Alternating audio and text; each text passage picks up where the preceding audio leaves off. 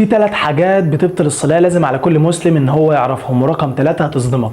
اول حاجة وهي تغيير النية في الصلاة بيبطل الصلاة. يعني مثلا لو انت بتصلي العصر وافتكرت انك ما صليتش الظهر فحولت نيتك في قلب الصلاة من العصر للظهر، فانت كده صلاتك بطلت، ولا ينفع لك صلاة عصر ولا ينفع لك صلاة ظهر. الصح انك تبدأ صلاة من جديدة بنية جديدة.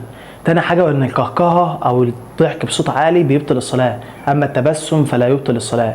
تالت حاجة بقى وانت في قلب الصلاة افتكرت انك مش متوضي او مثلا نقضت وضوءك، فانت كده لازم عليك انك توقف الصلاة وتروح تتوضى وترجع تكمل صلاتك.